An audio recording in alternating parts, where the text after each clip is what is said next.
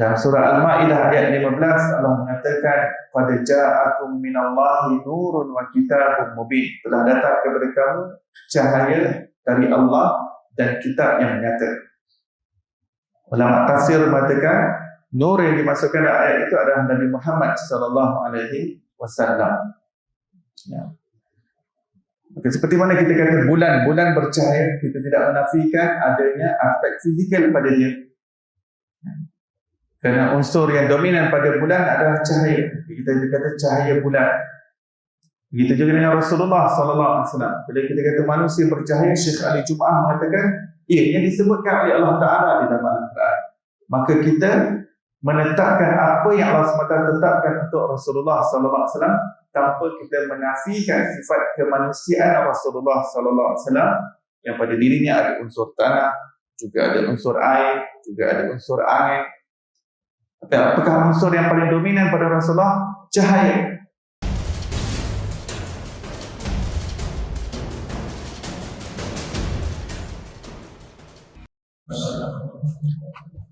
Innal hamdalillah wassalatu wassalamu ala rasulillah sayyidina Muhammad bin Abdullah wa alihi wa sahbihi wa man walah amma ba'd.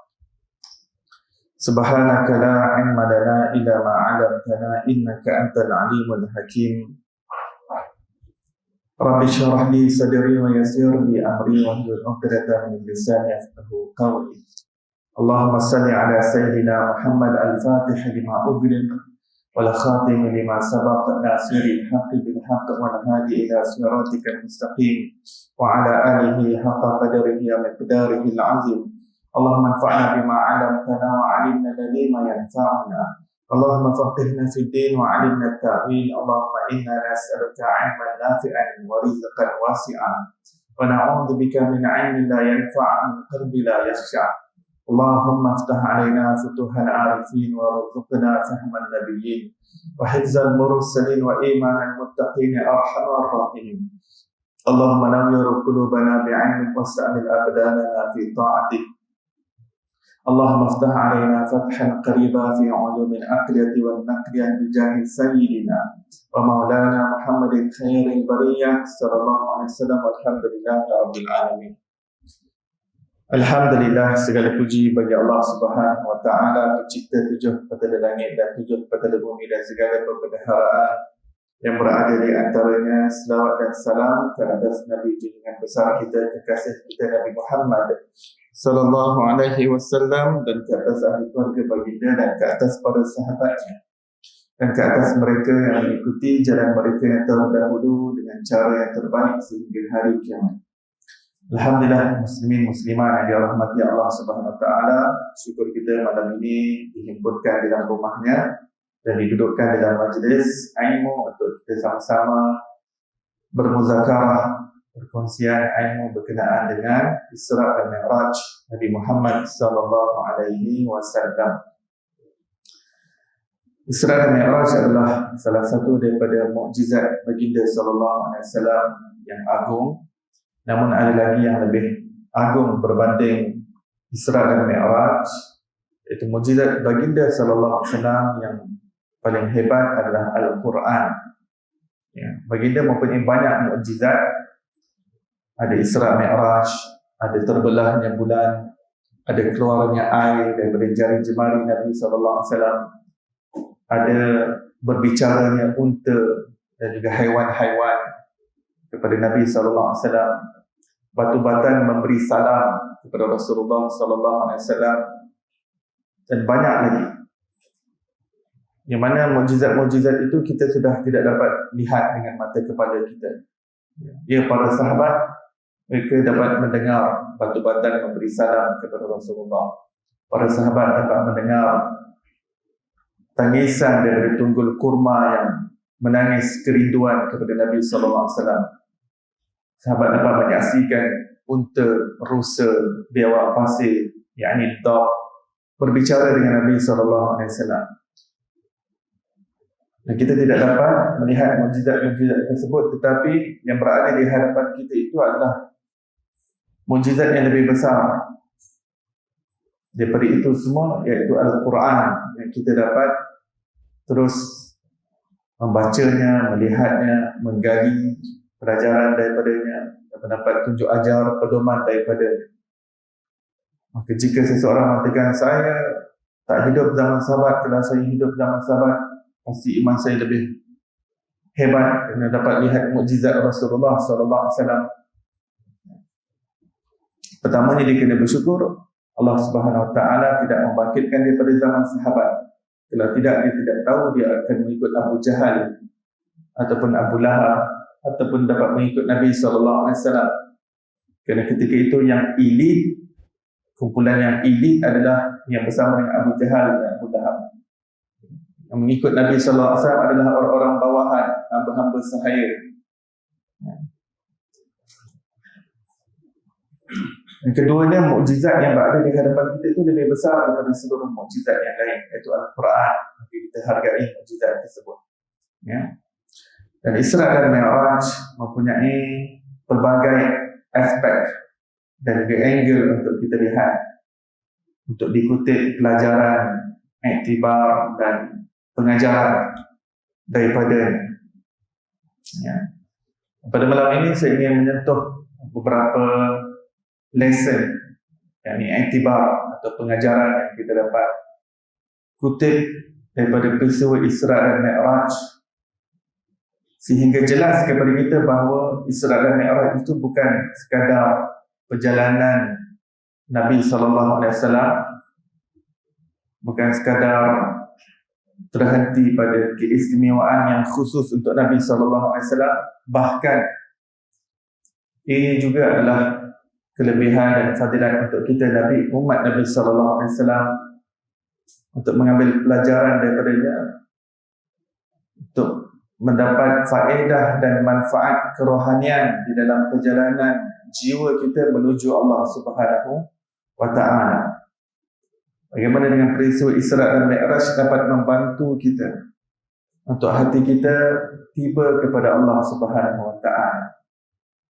Bagaimana peristiwa Isra dan Mi'raj itu memberi kelebihan juga kepada kita, sehingga kita dapat sampai kepada ma'rifatullah. Hati kita juga dapat terbuka kepada pengenalan kepada Allah Subhanahu Wa Taala menerusi Isra dan Mi'raj. Baik, pelajaran yang pertama daripada Isra dan Mi'raj ialah ianya berlaku ketika Rasulullah SAW berada pada fasa yang terakhir, di penghujung-hujung Nabi SAW di kota Mekah. Dia berada di penghujung. Nabi SAW berada di kota Mekah selama 13 tahun. Disebutkan bahawa Isra dan Mi'raj berlaku setahun sebelum baginda berhijrah ke Madinah Al-Munawwarah. Apabila kita buka sirah, kita akan dapati fasa yang terakhir itu adalah fasa yang sangat tertekan, fasa yang sangat mendesak, fasa yang sangat dahsyat buat Rasulullah SAW dan para sahabat. Hingga Rasulullah nampak mereka tidak ada harapan lagi untuk terus tinggal di kota Madinah. Mereka harus untuk tinggal di kota Mekah. Baginda nampak mereka perlu mencari tempat yang lain, yang lebih selamat, yang dapat perlindungan yang lebih baik. Kerana keadaan yang tertekan daripada penduduk kota Mekah, khususnya kafir Quraisy, yang semakin menekan dan juga menganiaya Rasulullah SAW. Sebelum berlakunya peristiwa Isra dan Mi'raj, dua orang yang sangat dikasihi Nabi SAW yang selama ini sentiasa backup Rasulullah, sentiasa support Rasulullah SAW, iaitu Sayyidatina Khadijah radhiyallahu anha dan Abu Talib, pakcik Rasulullah SAW. Isteri baginda dan pakcik Rasulullah SAW meninggal dunia. Selama ini orang kafir Mekah tidak berani untuk kacau Rasulullah SAW, kerana kedua-dua orang ini adalah orang penting Mekah. Orang tak berani juga dengan Abu Talib, pakcik Rasulullah, kerana beliau adalah pemuka Quraisy. Beliau adalah anak kepada Raja Mekah yang lalu.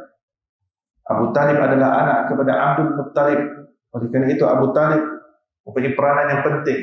Jadi tidak ada siapa yang berani kacau lebih-lebih pada Rasulullah. Tetapi ketika lepas meninggalnya Abu Talib, penduduk Kota Mekah berani untuk mendesak dan menganiaya Rasulullah dan ingin menghalau Rasulullah daripada Kota Mekah.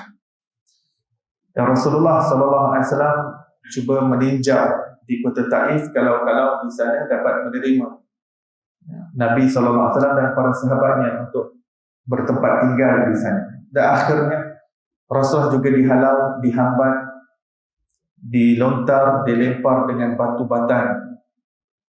Rasulullah luka dan cedera. Badan Rasulullah SAW penuh dengan darah, keluar merangkak daripada Kota Taif. Ketika itu Madinah Munawarah belum dalam picture lagi. Kerana baginda SAW melihat kemungkinan Taif ada harapan untuk dijadikan tempat hijrah para sahabat sebelum Madinah datang dalam picture. Dan Rasulullah kembali ke Kota Mekah dalam keadaan tangan kosong kerana tidak ada seorang pun penduduk Kota Taif yang beriman dengan Nabi SAW. Kecuali seorang yang duduk di dalam sebuah kebun di luar Kota Taif. Ada seorang bernama Adas. Dia beriman kerana dia melihat apa yang berlaku pada Nabi SAW, dan tujuan dia datang duduk di kawasan itu adalah memang menunggu Nabi akhir zaman. Kerana dia adalah daripada kota Ninawi, kawasan Iraq, kawasan Nabi Yunus AS. Seorang beriman. Itu pun bukan penduduk Kota Taif, orang luar yang bekerja di kebun kurma di luar Kota Taif. Dan Rasulullah SAW pulang ke Kota Mekah dalam keadaan penduduk Kota Mekah lebih menekan dan lebih menzalimi Rasulullah SAW dan para sahabat. Dalam keadaan yang begitu vulnerable, keadaan yang begitu crucial, ya. Rasulullah dan sahabat keadaan yang terhimpit, yang sedemikian rupa di Kota Mekah. Pada ketika itu Rasulullah SAW diperjalankan oleh Allah Subhanahu Wa Taala untuk melihat keajaiban yang berada di alam nyata dan alam gaib, kehebatan ciptaan Allah Subhanahu Wa Taala di alam yang nampak dan alam yang tak nampak, alam bumi dan juga alam langit yang tinggi, diperlihatkan dengan malaikat-malaikat yang berada pada setiap petala langit, dan kemuncaknya perjumpaan dengan Allah Subhanahu Wa Taala, dan menerima hadiah yang besar, iaitu solat. Solat menjadi suatu hadiah yang besar setelah apa yang berlaku di Kota Mekah. Baginda datang balik ke bumi, berjumpa dengan para sahabat, menceritakan bahawa beliau berjumpa dengan Allah Subhanahu Wa Taala dan pada asalnya menerima 50 waktu solat. Para sahabat nampak solat sebagai suatu hadiah. Allah SWT memberikan kepada umat ini pada waktu ketika itu umat Islam dalam keadaan yang sangat memerlukan, sangat berhajat kepada sesuatu yang dapat menenangkan jiwa mereka, yang dapat menguatkan kalbu mereka. Rasulullah mengatakan pada asalnya Allah memfardukan 50 waktu. Kemudian aku meminta kurang sehingga menjadi 5 waktu. Maka para sahabat bertanya, ya Rasulullah, kenapa tidak biarkan saja 50 waktu? Sebab sahabat nampak ia sebagai hadiah. Allah yang setkan sendiri appointment untuk hamba yang berjumpa dengan raja daripada segala raja.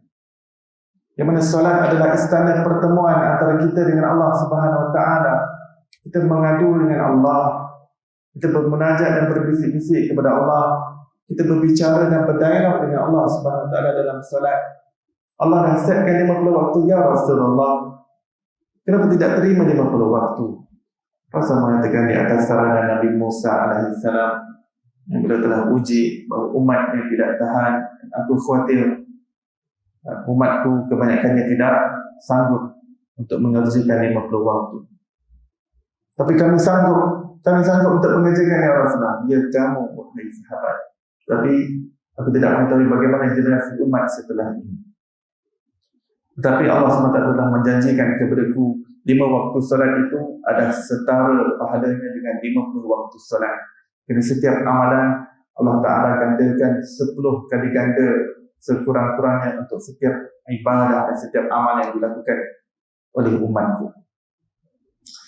Kerana itu Rasulullah SAW mengatakan kepada Sayyidina Bilal bila datang masuk waktu azan, arihna biha ya Bilal, rehatkan kami dengan lawangan azan wahai Bilal. Kerana masuknya waktu solat, kita nak masuk dalam resort, kan kita kalau kesibukan, kuota dan sebagainya, kita perlu cari resort, nak bercuti dan sebagainya. Rasulullah SAW jadikan solat sebagai resort. Arihna biha, kita ingin bersenang-senang di dalam, kelegaan hati kita yang sebenar di dalam solat, ketenangan jiwa kita di dalam solat, bukan di luar solat. Lega dalam solat, lega rasanya. Silap, lega yang sebenar dalam solat, bukan luar solat.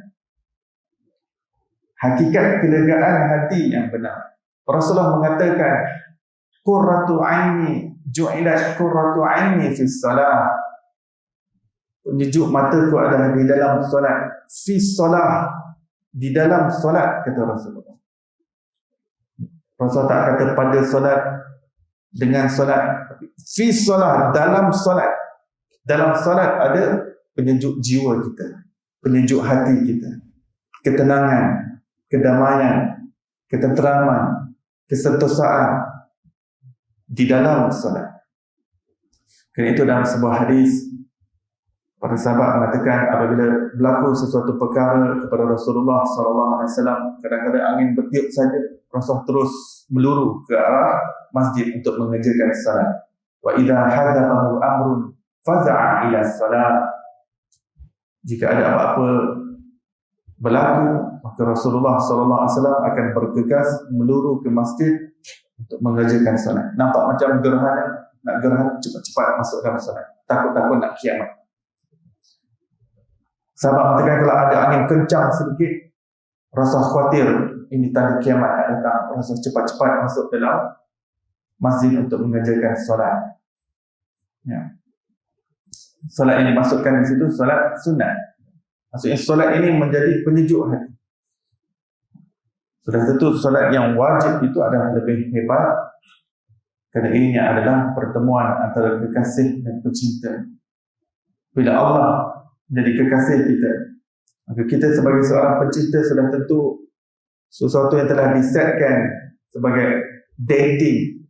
Sudah tentu masanya itu kita sangat hargai dan kita sangat menghayati nilai. Demikianlah salat, pertemuan antara kita dengan Allah Subhanahu Wa Taala. Ya. Para sahabat apabila mereka ada masalah, mereka akan mengerjakan salat. Ya. Salat fardu dan memang salat fardu. Para sahabat juga mengerjakan salat-salat hajat kalau ada apa-apa perkara. Pada suatu ketika seorang sahabat dalam sebuah perjalanan, untanya mati dan barang-barang banyak nak diangkut, kenderaannya mati. Sebelum telah ambil air sembahyang, mengerjakan 2 rakaat solat hajat, minta kepada Allah, ya Allah, hidupkan semula unta tu. Tak lama selepas itu, ekor unta tadi terus tah bergerak dan terus bangun. Dan sahabat tadi meninggal dunia sebelum unta itu meninggal dunia. Umur unta tadi yang Allah Ta'ala hidupkan semula lebih panjang daripada sahabat tadi meninggal dunia. Selepas kemudian balik ke rumahnya dan sebagainya, setelah beberapa tempoh masa, sahabat itu meninggal dunia, tapi unta itu masih belum meninggal dunia. Hari ini kita perlu latih diri kita.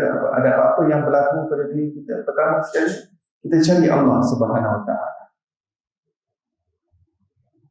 Kita ada dompet hilang, apa pertama kali kita cari? Pertama sekali sebelum kita nak kena call polis, nak call bank, cancel kad, Allahu Akbar, ambil wuduk dulu. Meluru kepada Allah. Minta tolong dulu daripada Allah. Kadang-kadang ada benda berharga, benda bernilai hilang. Ada sesuatu yang berlaku, motor kita hilang, tiba-tiba kereta kita hilang. Pertama sekali, kita solat, ya Allah, minta tolong daripada Allah. Kemudian kita berikhtiar, berusaha untuk mencarinya. Itu adalah pelajaran yang pertama. Mana solat itu dihadiahkan oleh Allah SWT ketika umat Islam dalam keadaan yang sangat tertekan, terdesak, dihadiahkan solat sebagai suatu hadiah yang menenangkan jiwa manusia, penyejuk mata manusia. Bila ia menjadi penyejuk mata Rasulullah SAW, maka kita faham ini adalah sesuatu yang besar, sesuatu yang hebat. Ya. Pelajaran yang kedua, peristiwa Isra dan Mi'raj mengajarkan kepada kita bahawa segala yang dialami di dalam peristiwa Isra dan Mi'raj menunjukkan kepada makhluk-makhluk yang dimuliakan oleh Allah Subhanahu wa taala. Kerana Allah menciptakan makhluk dengan pelbagai jenis, bermacam-macam jenis makhluk. Tapi ada beberapa makhluk yang Allah SWT tinggikan kedudukannya melebihi kedudukan yang lain. Kerana itu dalam isu Isra dan Mi'raj ini Allah SWT berfirman di dalam Al-Quran surah An-Najm, laqad ra'a min ayatihi kubra. Allah Ta'ala juga berfirman dalam surah Al-Isra, subhanalladzi asra bi'abdihi lailan minal masjidil haram ila masjidil aqsa alladzi barakna hawlahu linuriyahu min ayatina. Maha suci zat yang telah memperjalankan hamba-Nya pada waktu malam daripada Masjidil Haram ke Masjidil Aqsa yang telah kami berkati sekelilingnya agar kami tunjukkan kepadanya sallallahu alaihi wasallam ayat-ayat kami. Ayatina, ayat-ayat adalah tanda-tanda kebesaran Allah Subhanahu wa taala. Kemudian Allah jelaskan tanda-tanda kebesaran yang bagaimana? Laqad ra'a min ayatihil kubra. Tanda-tanda yang kami tunjukkan semua yang agung-agung. Bermakna semua yang Rasulullah nampak, Rasulullah lalui, Rasulullah lihat, Rasulullah saksikan dalam peristiwa Isra dan Mi'raj, semuanya adalah perkara yang agung di sisi Allah Subhanahu wa taala. Perkara yang ditakzimkan oleh Allah Subhanahu wa taala, perkara yang dimuliakan oleh Allah Subhanahu wa taala. Pertamanya, Nabi SAW itu sendiri adalah orang yang termulia di sisi Allah. Kerana Isra dan Mi'raj berlaku kepada Nabi SAW, dan tidak pernah sesiapa pun yang pernah mengalami pengalaman Isra dan Mi'raj seperti mana Rasulullah SAW. Baginda adalah semulia-mulia makhluk, seafdal-afdal ciptaan Allah Subhanahu wa taala. Kemudian Nabi SAW dibawa oleh Jibril AS. Jibril adalah penghulu kepada seluruh malaikat. Setinggi-tinggi kedudukan malaikat, yang paling atas adalah malaikat Jibril AS. Baginda dimulakan perjalanan daripada Mekah. Mekah adalah induk kepada seluruh negeri di atas permukaan bumi ini. Dipanggil sebagai Ummul Qura. Mekah adalah ibu kepada seluruh kota-kota yang berada di atas permukaan bumi. Dan tidak ada negeri yang lebih mulia daripada Mekah. Mekah adalah kota yang termulia. Dan tidak ada kota yang seseorang sembahyang digandakan pahalanya seperti mana seseorang sembahyang di Mekah.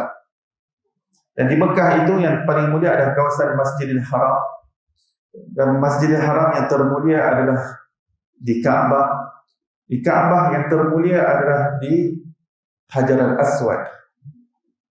Ada 4 rukun, 4 penjuru Kaabah. Penjuru yang paling mulia, yang paling agung adalah penjuru yang dipanggil sebagai rukun Hajar al-Aswad. Maka Rasulullah SAW telah dibawa betul-betul di hadapan Hajar al-Aswad. Ya. Hajar Aswad ini batu yang Allah Ta'ala agungkan, muliakan, sampai kita semua berhasrat dan amat mengingini untuk mengucup. Kalau pergi umrah tengok orang berpusu-pusu, bila kita nak dapat kucup? Bila peluang? Kadang-kadang sanggup tengah malam bangun dengan harapan nak kucup. Bangun tengah malam pun kadang-kadang lebih ramai daripada waktu siang. Bila dapat kucup? Ada apa dengan batu tersebut? Batu tersebut batu yang telah dimuliakan Allah. Allah ciptakan banyak batu. Tapi batu Hajar Aswad inilah batu yang kita mengingini untuk mengucup. Kerana semua Nabi-Nabi mengucupnya, seluruh sahabat mengucupnya, semua wali-wali Allah mengucup. Batu berlian kita boleh jadi lebih cantik kelihatannya berbanding batu Hajar Aswad yang warna hitam itu. Tapi kita pun mungkin tak pernah cium batu akik kita, batu berlian kita. Batu Hajar Aswad dimuliakan Allah. Jika kita tak dapat kucup, kita lambai pada batu tersebut. Begini lambai.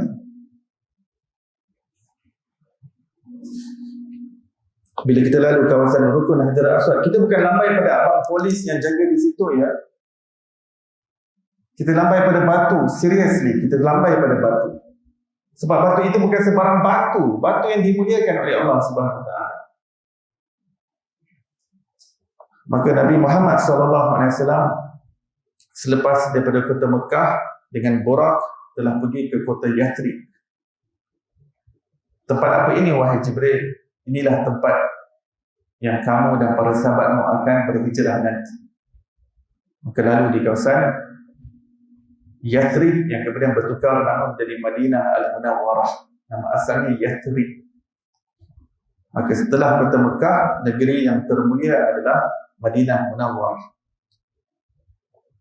Selepas itu, baginda Nabi SAW menuju ke Masjid Aqsa. Masjid Aqsa adalah tempat ketiga negeri yang termulia di sisi Allah Subhanahu Wa Taala setelah kota Mekah dan juga Madinah Al-Munawwarah. Allah Ta'ala bawakan Nabi SAW sebagai satu pengajaran untuk beradab dengan bumi Anbiya. Masjid Aqsa berada di Palestin.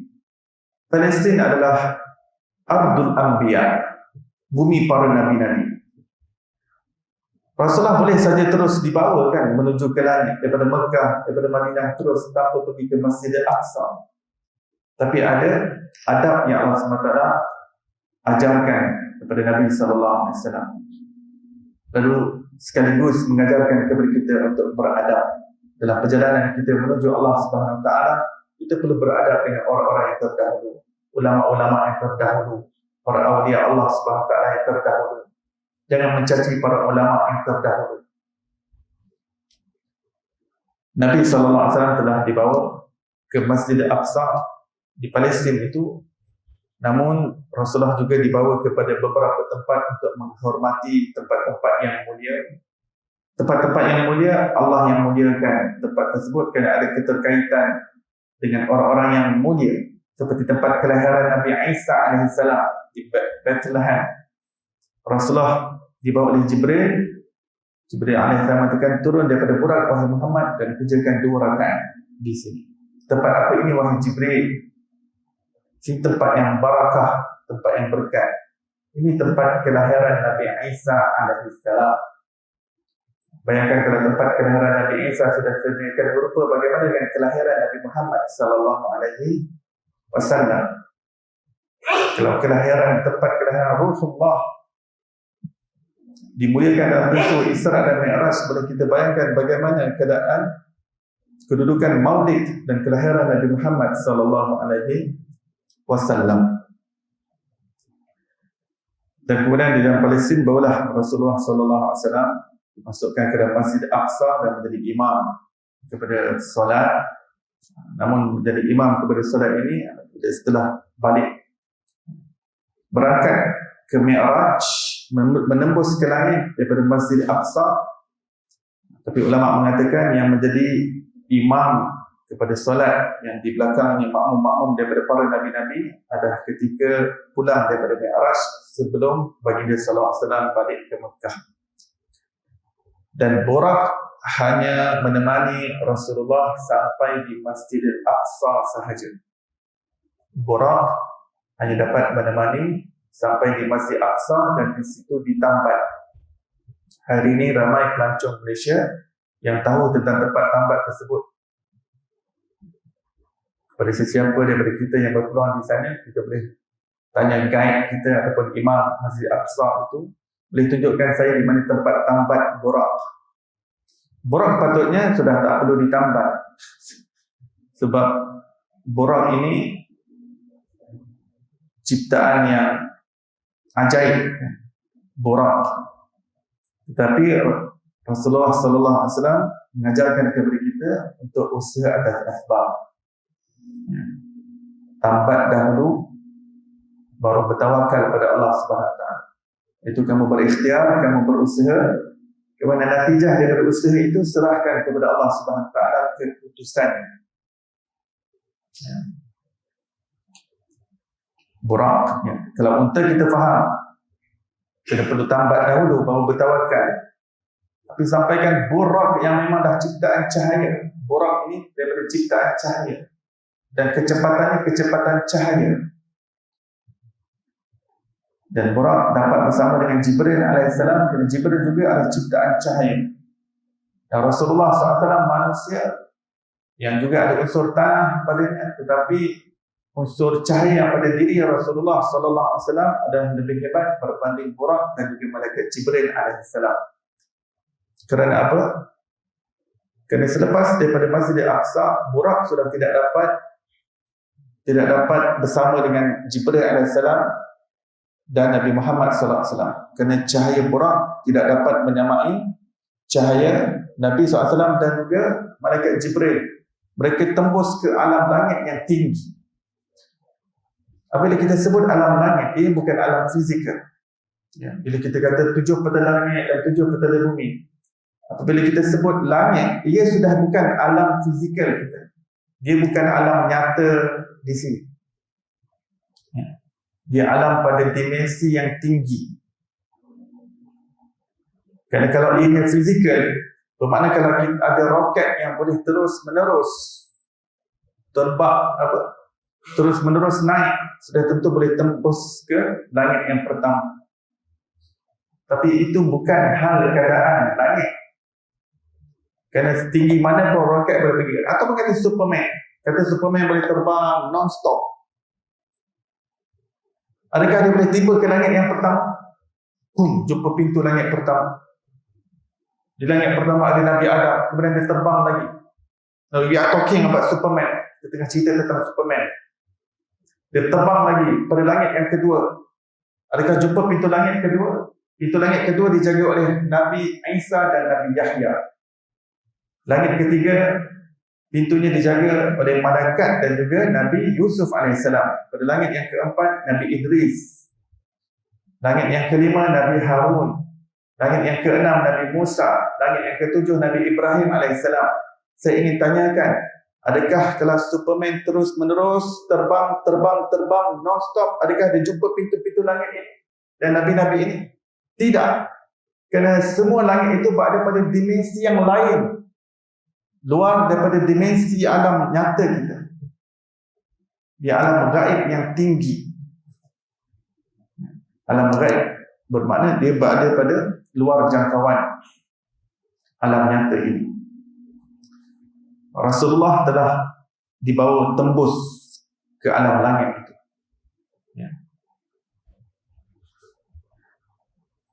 Maka langit demi langit sehingga Nabi SAW tiba di Baitul Ma'mur. Nabi SAW berjumpa dengan Nabi-Nabi, seluruh Nabi-Nabi dan peristiwa Isra dan Mi'raj. Rasulullah berjumpa dengan seluruh Nabi-Nabi. Jumlahnya 124,000 Nabi. Dan daripada sekalian manusia, kelompok manusia yang paling tinggi darjatnya di sisi Allah Subhanahu Wa Taala adalah para Nabi. Maka Allah muliakan para anbiya, maka kita juga cinta kepada seluruh Nabi-Nabi. Keimanan kita tidak berkurang sedikit ke pun kepada salah seorang pun daripada Nabi. Lain daripada Yahudi, mereka ada selektif. Ada Nabi mereka percaya, ada Nabi mereka tak percaya, ada Nabi mereka hina, ada Nabi yang mereka muliakan. Itu Yahudi. Tapi kita orang Islam yang namanya seluruh Nabi itu semua kita beriman dengan mereka, kita memuliakan mereka dan kita mencintai mereka. Bahkan itu tuntutan untuk sempurnanya iman kita kepada Nabi Muhammad sallallahu alaihi wasallam.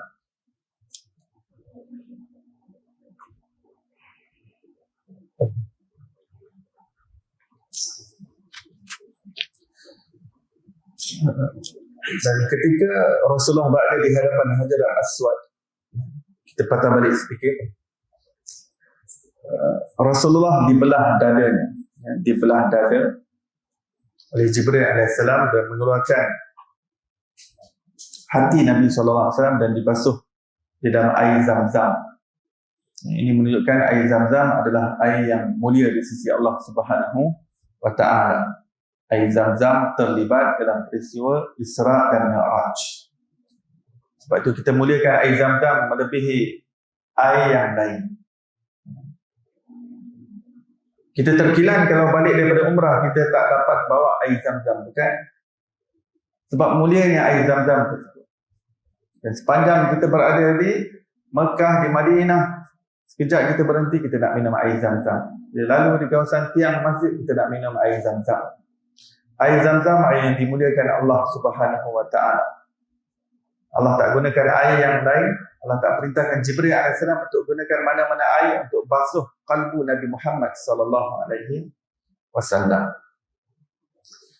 Pelajaran yang ketiga daripada Isra dan Mi'raj adalah apa sahaja yang Rasulullah SAW ajarkan kepada kita, yang Rasulullah sampaikan kepada kita, ianya menjadi pengalaman peribadi Nabi sallallahu alaihi wasallam dan ia menjadi identiti dan juga jati diri Nabi Muhammad sallallahu alaihi wasallam.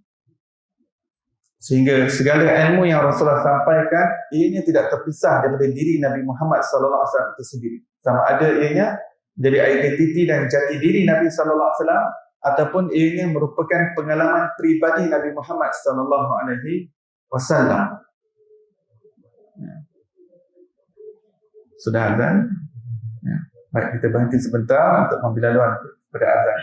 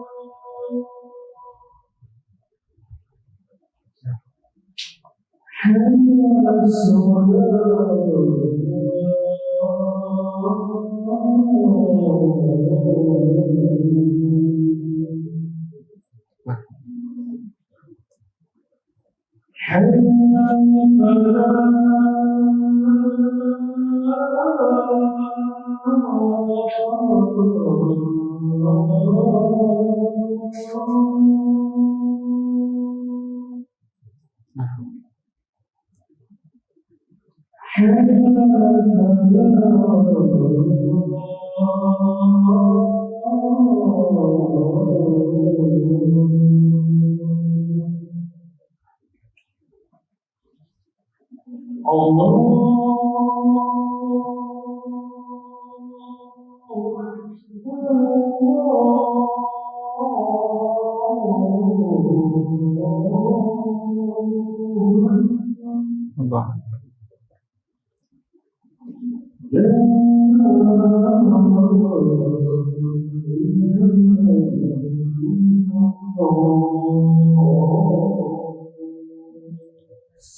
La ilaha illallah. Rasulullah sallallahu alaihi wasallam.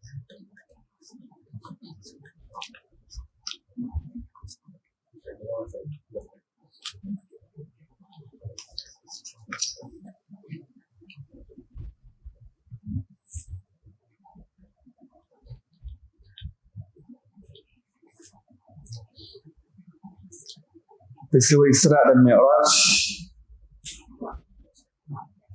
menunjukkan bahawa apa sahaja yang Rasulullah sallallahu alaihi wasallam ajarkan kepada kita, ini adalah merupakan identiti Nabi sallallahu alaihi wasallam, jati diri Nabi Muhammad sallallahu alaihi wasallam, kedudukan Nabi Muhammad sallallahu alaihi wasallam, martabat Nabi sallallahu alaihi wasallam, dan pengalaman peribadi Nabi sallallahu alaihi wasallam.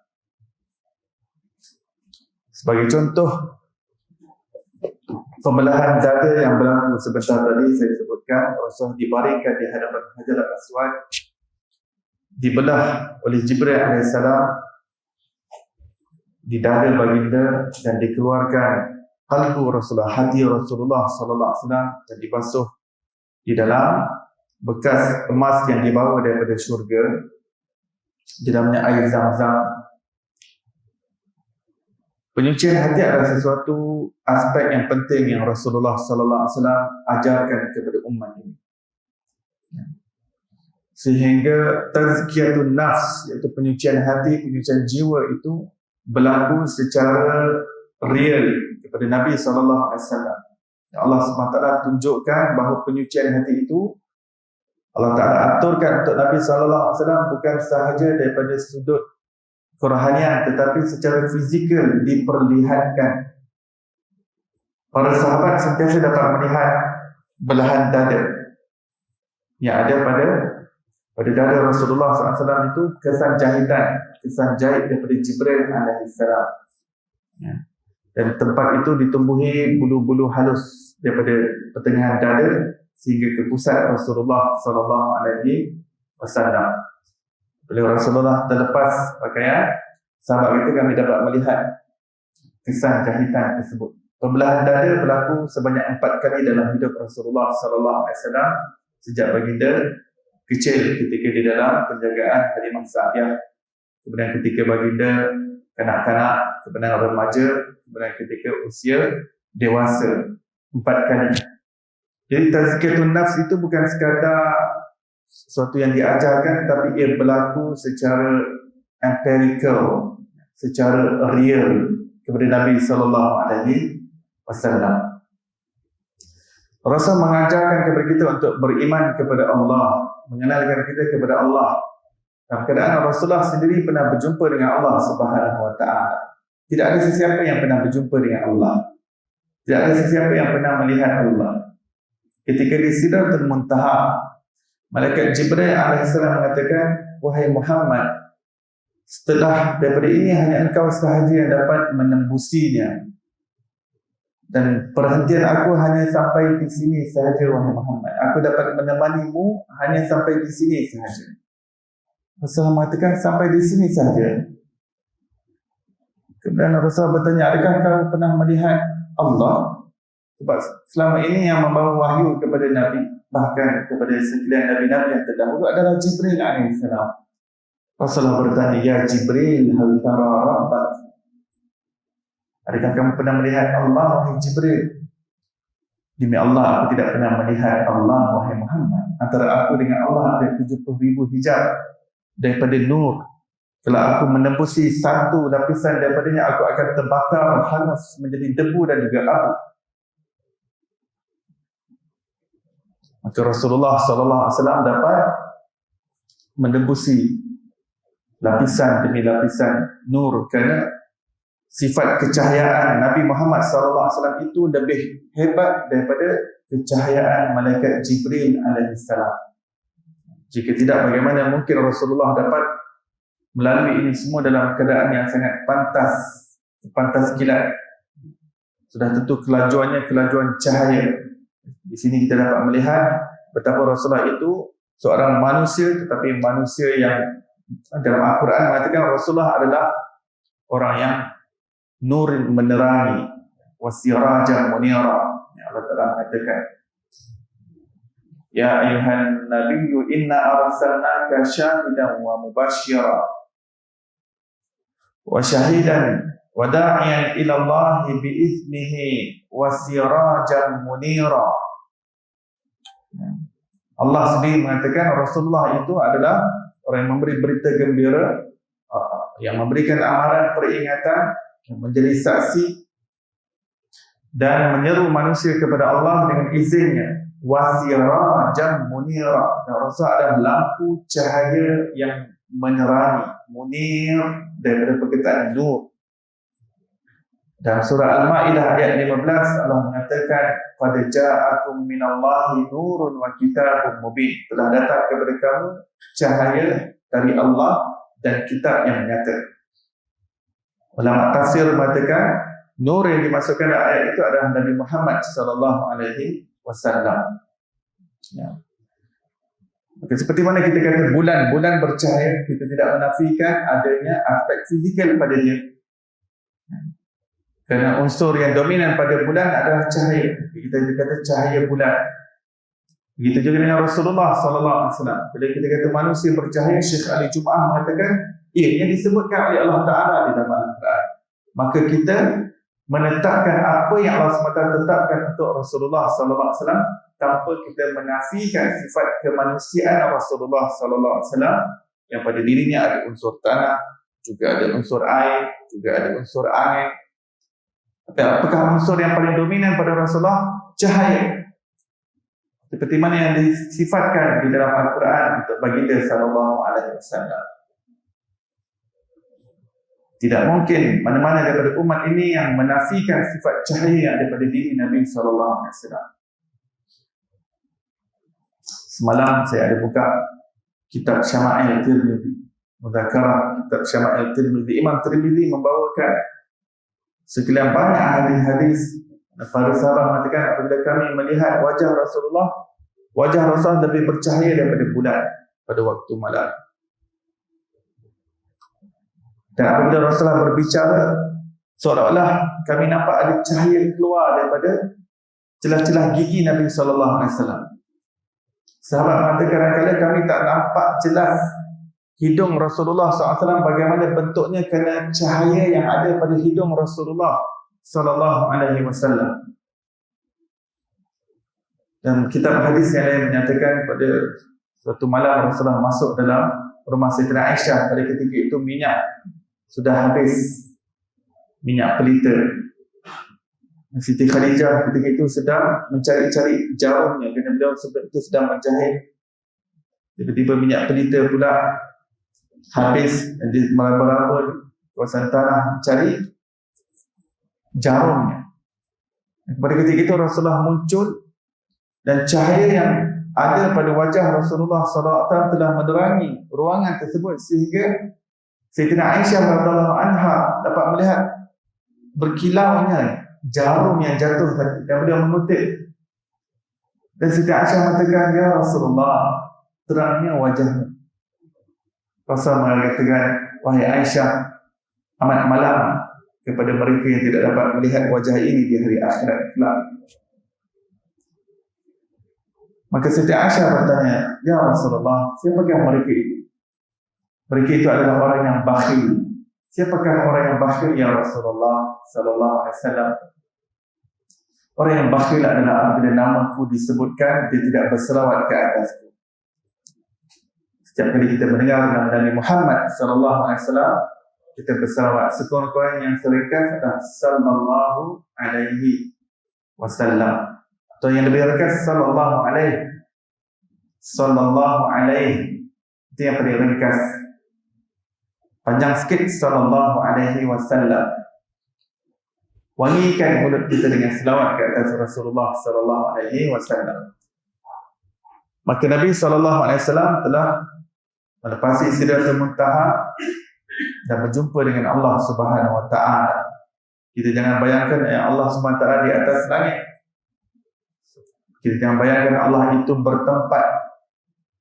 Ada perjumpaan antara Rasulullah dengan Allah, kita tidak dapat bayangkan dengan akal kita.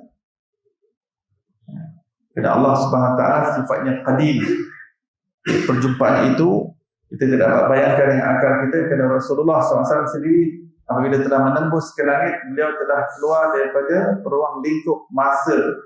Masa yang berjalan di dunia ini tidak sama seperti yang berada di alam langit. Bahkan Sidratul Muntaha adalah alam yang tidak terkait dengan masa. Perjumpaan dengan Allah dia tidak terkait dengan masa dan waktu, kerana Allah zatnya tidak terikat dengan masa dan ruang serta tempat. Maka ini adalah luar daripada jangkauan akal, namun ianya membuktikan dan menunjukkan betapa istimewanya Rasulullah sallallahu alaihi wasallam, sekaligus menunjukkan kedudukan Nabi sallallahu alaihi wasallam sebagai perantaraan antara Allah dan sekalian makhluknya. Perantaraan dipanggil sebagai al-wasilah. Al-wasilah kita sebutkan setiap kali lepas azan mengenai wasilah ini. Dan pemilik wasilah itu adalah Nabi Muhammad sallallahu alaihi wasallam. Baginda adalah perantara dan penghubung yang terutama antara Allah dan sekalian makhluk. Itu ditandai dengan peristiwa di Sidratul Muntaha itu. Hatta malaikat Jibril AS tidak dapat menembusi dan melepasinya. Dan Allah Ta'ala akan tunjukkan lagi di hari akhirat tentang hakikat wasilah Rasulullah SAW itu, ketika manusia semua dibangkitkan untuk menghadap Allah SWT, tetapi tidak ada seorang manusia pun, termasuk seluruh Nabi-Nabi, yang berani berbicara dengan Allah Subhanahu Wa Taala. Tidak ada siapa. Dan manusia dalam keadaan kalut sebab kedahsyatan mahsyar. Manusia mencari siapa yang boleh mewakili kita untuk berbicara dengan Allah. Cari Nabi Adam. Nabi Adam kata bukan aku. Cari Nabi Nuh, cari Nabi Ibrahim, cari Nabi Musa, cari Nabi Isa. Mereka mengatakan bukan kami. Akhir Nabi Isa AS mengatakan kamu cari Muhammad, Nabi Muhammad sallallahu alaihi wasallam. Dan kita semua akan mencari Nabi Muhammad sallallahu alaihi wasallam. Dan akhirnya Rasul kata, ana laha. Akulah orangnya. Rasulullah akan mendapati maqam mahmud, maqam yang terpuji. Maqam yang terpuji adalah untuk satu orang manusia sahaja yang boleh menjadi perantara antara Allah dan sekalian makhluk. Maqam yang terpuji, al-wasilah wal-fadilah wasyarafa wad-darajat al-'aliyah rafi'ah. Kedudukan yang tertinggi, yang terpuji, yang termulia, yang teragung, itu adalah milik Nabi Muhammad sallallahu alaihi wasallam. Rasulullah akan berbicara dengan Allah, antara Rasulullah dan Allah sahaja, untuk memberi syafaat kepada seluruh manusia, tak kira daripada umat mana, untuk dimudahkan perhisaban. Itulah dipanggil sebagai syafaat uzma. Syafaat yang teragung yang merangkumi bukan sahaja umat Nabi sallallahu alaihi wasallam, tetapi juga sekalian umat-umat yang terdahulu, termasuk nabi-nabi dan juga rasul-rasul. Kerana mereka juga dalam keadaan yang risau tentang diri mereka. Dan kedahsyatan pada masyar adalah sangat hebat. Dan demikian apa yang Rasulullah ajarkan kepada kita untuk beriman dengan malaikat. Rasulullah pernah melihat malaikat.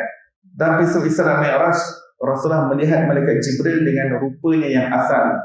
Ada 600 kepak kiri dan kanan. Jika satu kepak terbuka akan menutupi seluruh timur, dan jika kepak yang lain dibuka menutupi seluruh barat. Setiap langit yang Rasulullah lalui, bagi dia nampak setiap daripada langit itu penuh dengan malaikat yang sedang dalam keadaan kedudukan solat, posisi solat yang tertentu. Ada yang dalam keadaan sujud. Satu langit semua sujud. Langit yang lain semua rukuk. Langit yang lain semua dalam keadaan qiyam.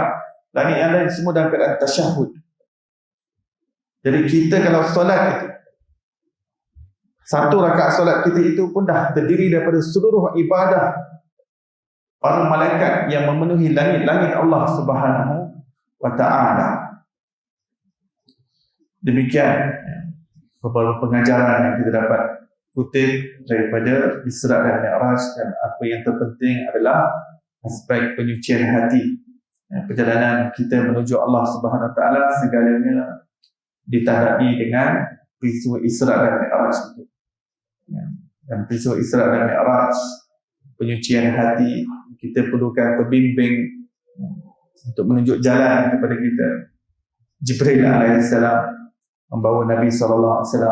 Dan kita perlukan kenderaan untuk kita menuju Allah Subhanahu wa ta'ala.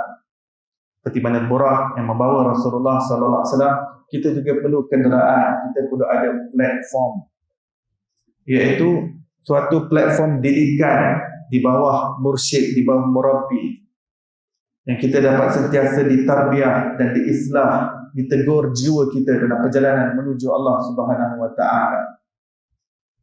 Rasul dibawa untuk menziarahi makam Nabi ketika Isra dan Mi'raj, menziarahi makam Nabi Musa, baginda Nabi Muhammad sembahyang 2 rakaat di kubur Nabi Musa alaihissalam. Kemudian menziarahi kubur wali Allah Subhanahu wa ta'ala, Masyitah, tukang sikat Fir'aun. Baginda sallallahu alaihi wasallam menghidu bau yang sangat wangi, menziarahi kubur wali. Siapa Rasulullah? Rasulullah lebih hebat daripada Nabi Musa. Rasulullah lebih hebat daripada Masyitah.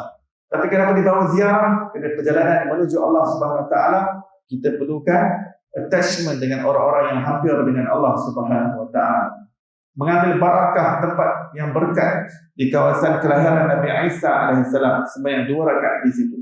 Dibawa ke Bukit Sinai, di Gunung Sinai, di sebuah pokok, malaikat Jibril alaihissalam turun, wahai Muhammad, sembahyang 2 rakaat. Tempat apa ini? Ini tempat munajat Nabi Musa alaihissalam berbicara dengan Allah di atas Gunung Tur, juga dipanggil sebagai Tur Sinai, disebut juga Tur Sinai, juga disebut sebagai Mount Sinai, Gunung Sinai. Tempat-tempat yang berkat inilah yang diperlukan dalam perjalanan menuju Allah Subhanahu wa ta'ala. Kerana itu di dalam salat, kita selain memberi salam kepada Nabi, kita juga memberi salam kepada para hamba-hamba Allah yang saleh. Ini perjalanan kita. Assalamu alaina wa ala ibadillahi salihin. Tak beri salam kepada Nabi Muhammad, tak bagi salam kepada hamba-hamba Allah yang saleh, tidak sah salat kita. Tertolak salat kita. Demikian mudah-mudahan peristiwa Isra dan Mi'raj membawa 1000 makna kepada kita.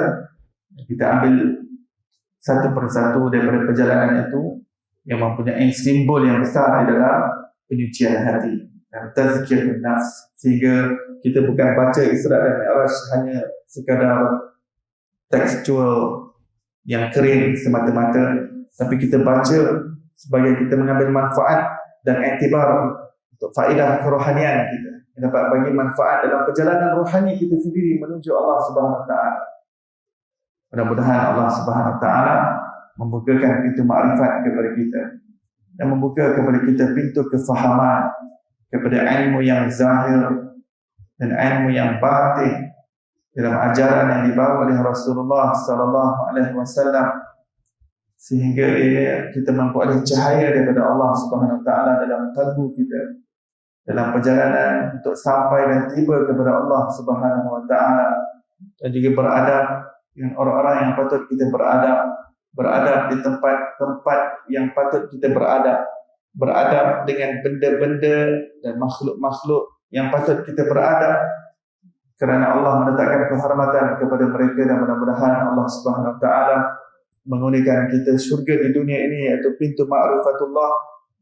Semoga Allah kurniakan kita syurga yang abadi di hari akhirat, iaitu kebersamaan dengan Nabi Muhammad SAW, dan dapat melihat Allah Subhanahu Wa Taala sebagai kemuncak kepada segala nikmat. Moga Allah Taala kurniakan kita husnul khatimah dan jauhkan kita daripada su'ul khatimah. Wassallallahu ala sayyidina Muhammadin wa ala alihi washabihi wasallam. Alhamdulillahirabbil alamin.